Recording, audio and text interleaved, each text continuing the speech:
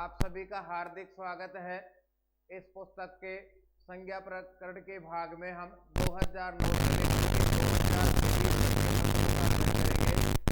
जो प्रथम, द्वितीय, तृतीय श्रेणी भर्ती परीक्षा रीट और रीट पात्रता में आ चुके हैं। सामान्य शिक्षा विभाग के प्रश्नों का संकलन है। कुछ प्रश्नों का अब तक हमने अध्ययन किया है, उन्हीं से आगे बढ़ेंगे।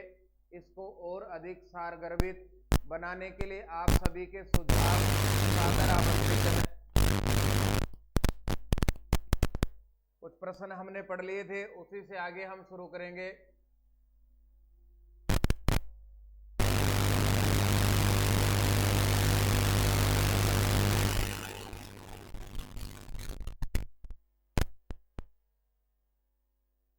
संस्कृत व्याकरण में इत संज्ञकस्य किम भवति, इत संज्ञक का क्या होता है।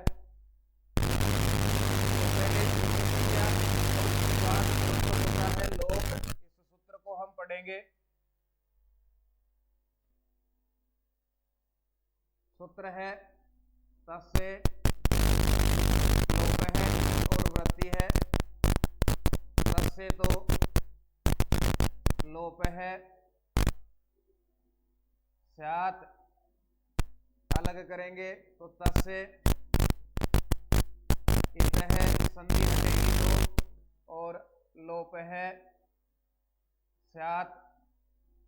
ध्यान दीजिएगा, तस्य उस है इत संज्ञक का, उस इत संज्ञक का क्या होगा, लोप है। लोप स्यात् होना चाहिए। किस इत संज्ञक का क्या होगी, तस्य इत है, उस इत संज्ञक का लोप है स्यात्, लोप होना चाहिए। तो जहां इत संज्ञा होगी उसके ठीक बाद होगा लोप। ये प्रश्न पूछा गया 2016 प्रथम श्रेणी में। जहां भी इत संज्ञा होगी उसके ठीक बाद लोप होता है। ये सबसे पहला प्रश्न है। और फिर आगे बढ़िए।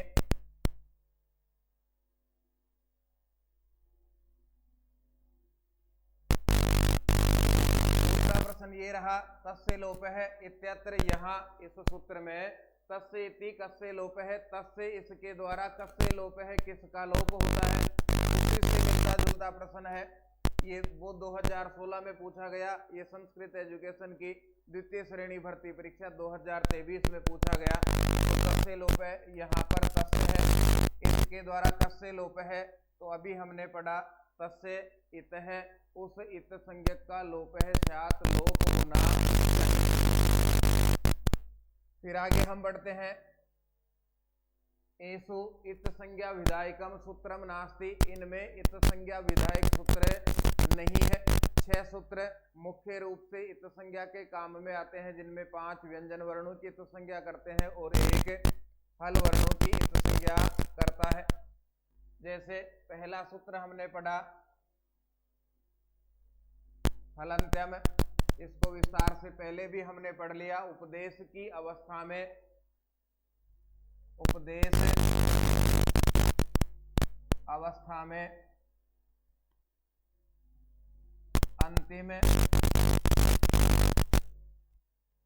हल वर्ण की या व्यंजन वर्ण की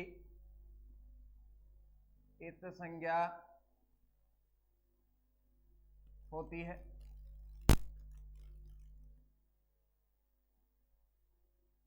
ये सीधा और सरल अर्थ है। अब उपदेश की अवस्था क्या है, तो महर्षि पाणिनि, कात्यायन और पतंजलि, इनका प्रथम उच्चारण महर्षि पाणिनि, कात्यायन और पतंजलि, उपदेश है प्रथमोच्चारणम। इन सब का प्रथम उच्चारण ही उपदेश कहा जाता है। प्रथम उच्चारण, अच्छी बातों का दोहरान होता रहना चाहिए। पहले भी पढ़ा, फिर से पढ़ रहे हैं। अब ये भी स्पष्ट नहीं हुआ तो वहां पढ़ा गया धातु सूत्र गणोनादि वाक्य लिंगानुशासनम आगम प्रत्ययादेशः उपदेशः प्रकीर्तितः, अर्थात 9 स्थानों को, 9 जगहों को उपदेश कहा गया। उस उपदेश की अवस्था में इस सूत्र के द्वारा इत संज्ञा होती है। जैसे पहला प्रकार है धातु पाठ।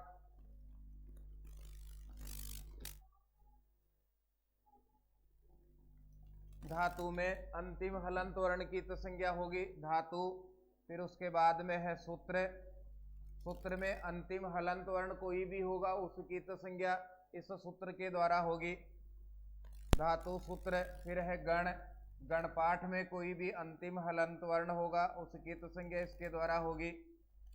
इसके बाद में है उणादि। उणादि में कोई भी अंतिम हलंत वर्ण होगा उसकी तो संज्ञा इस सूत्र के द्वारा होगी, धातु सूत्र गणोणादि वाक्य लिंगानुशासनम। वाक्य में अंतिम हलंत वर्ण की तो संज्ञा इस सूत्र के द्वारा होती है, धातु सूत्र गणोणादि वाक्य लिंगानुशासनम। लिंगानुशासन में अंतिम हलंत वर्ण की तो संज्ञा इस सूत्र के द्वारा होती है। इसके बाद में है आगम, अंतिम हलंत वर्ण की। इसके बाद में है प्रत्यय और अंतिम बचा आदेश। इन सब को उपदेश कहा जाता है। इन सब के अंत में कोई भी हलंत वर्ण होगा तो हलंत्यम सूत्र वहां इत संज्ञा के काम में आता है। ये पहला इत संज्ञा का सूत्र है। दूसरा सूत्र है, बीच में लिखते हैं देखने में आसानी रहेगी, लसक्व तद्दिते। लसक्व तद्दिते अलग करेंगे तो ल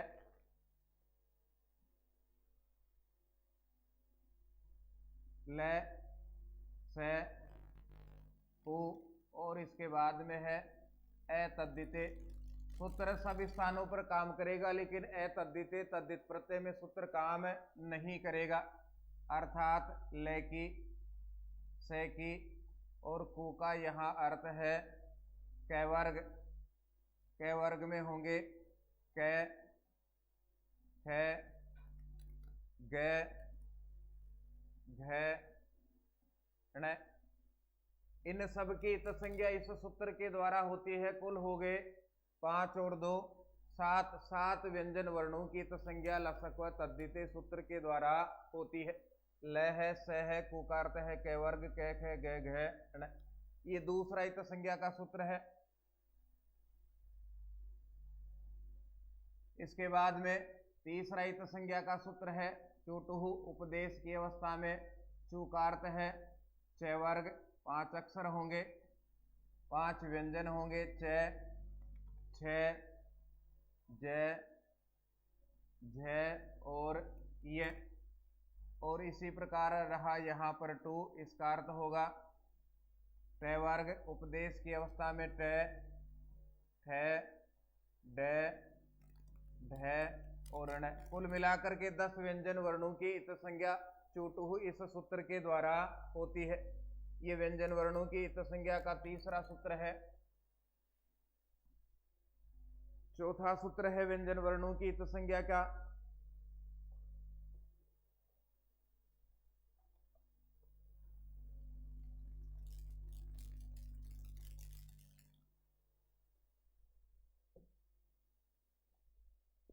स प्रत्यय से, स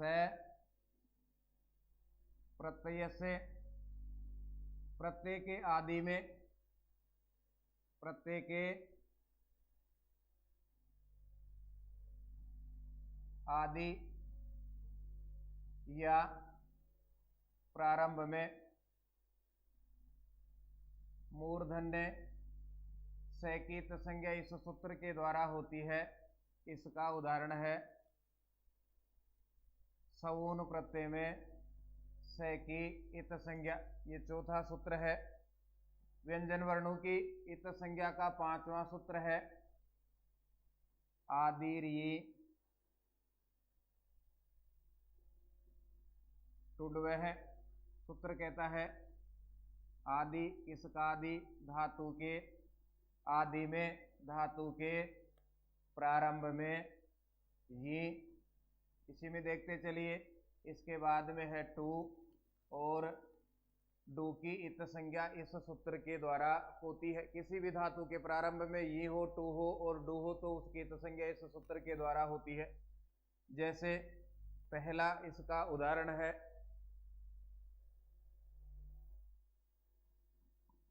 यिमिदा धातु, इसके प्रारंभ में ये आ गया तो इस ये की इत संज्ञा इस सूत्र के द्वारा होगी। दूसरा उदाहरण है डू का, डोक्रिय धातु के प्रारंभ में डू है तो इस डू की इत संज्ञा भी इस सूत्र के द्वारा होती है। इस प्रकार से हमने देखा कुल 6 सूत्रों में से 5 सूत्र व्यंजन वर्णों की, हल वर्णों की इत संज्ञा करते हैं, जबकि छठा सूत्र अच वर्णों की इत संज्ञा का है। उपदेशेज, नुनासिक, उपदेशेज नुनासिक इत उपदेश की अवस्था में अलग करेंगे तो होगा अपने पास में उपदेश अच अनुनासिक इत। बारी ध्यान से समझने का प्रश्न है। अनुनासिक अच की इत संज्ञा करता है उपदेश की अवस्था हो, उपदेश की अवस्था में अनुनासिक स्वर की या अच की इत संज्ञा इसके द्वारा होती है। वर्णों के प्रकार में वर्ण अनुनासिक भी हैं और अननुनासिक भी है। मुख सहित नासिक उच्चार्य माण है वर्ण है, अनुनासिक संज्ञ है स्यात्। मुख सहित नाक से बोला जाने वाला वर्ण अनुनासिक संज्ञक होता है। तो अनुनासिक की इत संज्ञा इस सूत्र के द्वारा होती है, वो भी उपदेश में होना चाहिए। उपदेश की अवस्था हो, अनुनासिक अच हो तो उपदेशेज नुनासिक इत यह सूत्र काम आता है। कुल 6 सूत्र हो गए। इस सूत्र का उदाहरण है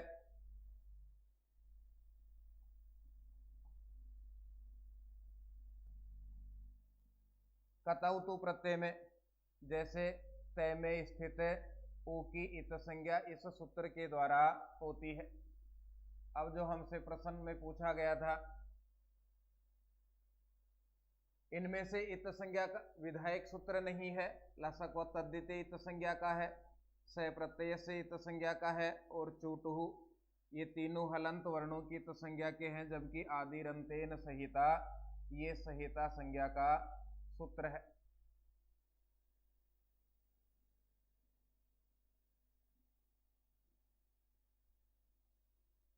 इनमें से भी यदि उदाहरण हम लिखना चाहें तो सबके उदाहरण भी लिख सकते हैं। धातु सूत्र गणपाठ उणादि, इनके कुछ 2 सिलेक्टेड उदाहरण हम लिखेंगे। इस सूत्र के द्वारा 2 इत संज्ञा हमने देखी। डुक्रिय, इसमें ये की इत संज्ञा अंतिम है, अंत में है और हलंत है, व्यंजन है, इसलिए हलंत्यम इस सूत्र के द्वारा होगी। और इसी का दूसरा उदाहरण है लेप प्रत्यय।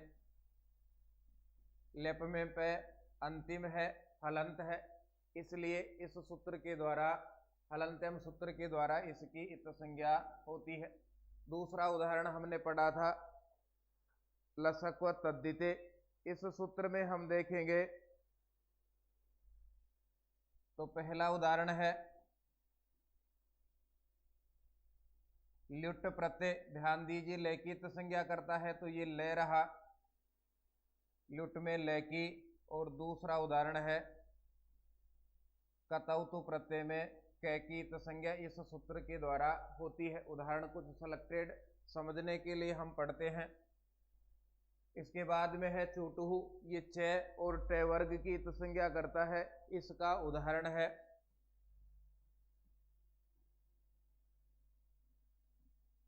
नवुल प्रत्यय में न, इस न की इत संज्ञा इस सूत्र के द्वारा होती है। फिर से प्रत्यय से का हमने लिख लिया और आदि टुडवह इसका हमने लिख लिया। उपदेशेज नुनासिक इत का हमने लिख लिया।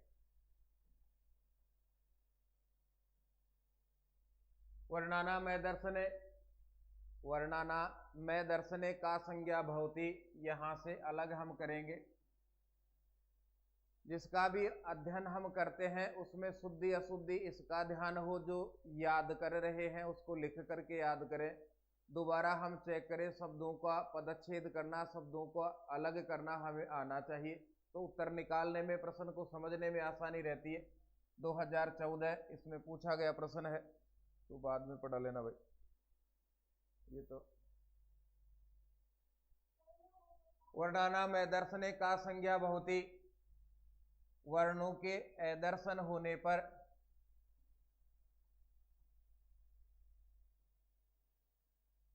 दर्शन होने पर आनंद आता है और अदर्शन होने पर कौन सी संज्ञा होती है, ये पूछा जा रहा है हमसे। तो देखिए इसके लिए सूत्र लिखा गया है, अदर्शनम लोप है, अदर्शन को लोप कहा जाता है, अदर्शनम लोप है, अदर्शन है तो लोप कहा जाता है। अब अपने सामने प्रश्न है कि किसका नाम अदर्शन है, उसके लिए वृत्ति में लिखा गया प्रसक्तस्य प्राप्त का, प्रसक्तस्य प्राप्त का, या दूसरा लिखा गया दृष्ट का, जो देखा गया है उसे दृष्ट कहा गया। तो प्रसक्तस्य दूसरा पदच्छेद होगा अदर्शनम, दिखाई नहीं देना, प्राप्त का दिखाई नहीं देना, या दृष्ट का अभाव। जो प्राप्त है समय आने पर काम में नहीं आता है तो प्राप्त का नहीं दिखाई देना, जो दृष्ट है उसका अभाव है, समय आने पर काम में नहीं आता है, उसी को लोप कहा जाता है। जैसे इसका उदाहरण देखिए, अयूण रीलरिक, यहाँ पर प्रत्याहार बनाते समय न की इत संज्ञा होती है और लोप होता है, क की इत संज्ञा होती है और लोप होता है। सूत्र में ये मौजूद है, लेकिन जब प्रत्याहार बनाएंगे तो ये काम में नहीं आते हैं, इसी स्थिति को लोप कहा जाता है। ए ई उ री री यहाँ तक ये बनेगा। लोप का अर्थ ऐसा नहीं है कि उसको रबड़ से साफ कर देंगे भाई लोप हो गया हट गया। लोप का अर्थ है जो मौजूद है, जो प्राप्त है, लेकिन समय आने पर वो काम में नहीं आता है, उसी को लोप कहा जाता है। यहाँ पर प्रसक्तस्य का अर्थ पूछा जाए तो प्राप्त का, दृष्ट का। सीधा अदर्शनम का अर्थ पूछा जाए तो भी होगा प्राप्त का, दृष्ट का। अलग अलग यदि दोनों का अर्थ पूछा जाए तो प्रसक्तस्य प्राप्त का या दृष्ट का, अदर्शनम दिखाई नहीं देना या अभाव होना, उसी को लोप कहा जाता है। फिर आगे बढ़ते हैं। संस्कृत व्याकरणे, संस्कृत व्याकरण में लोप है शब्देन, लोप शब्द से वर्ण से वर्ण की का अवस्था सूचित, कौन सी अवस्था सूचित होती है? विकार है, नाश है, अदर्शनम और पुनरावर्तनम। तो अभी हमने पढ़ा अदर्शनम लोप है। लोप का अर्थ है अदर्शनम प्राप्त है, दिखाई नहीं देना, दृष्ट है, दिखाई नहीं देना, उसी को लोप कहा जाता है। तो ये लोप में से प्रश्न हो गए। सूत्र को भी हमने कई बार पढ़ा, बार बार पढ़ा, लेकिन इस पुस्तक को पढ़ने से, इस प्लेटफॉर्म पर को पढ़ने से आपको ये अंदाज होगा कि किस प्रकार के प्रश्न आ रहे हैं। एक ही सूत्र से कितने प्रश्न बन चुके हैं अब तक, और उन प्रश्नों के रिवाइज होने की संभावना है क्या? बहुत सारी किताब, बहुत से अच्छे अध्यापकों से भी हम पढ़ रहे हैं, उसके बाद भी यदि इसका हम अध्ययन करते हैं तो वो अपने लिए और भी ज्यादा फायदेमंद होगा। आज के लिए इतना ही होगा। अधिक सारगर्भित बनाने के लिए आप सभी के सुझाव सादर आमंत्रित हैं। हम फिर मिलेंगे, तब तक के लिए नमस्कार। जय तु भारतम, जय तु संस्कृतम।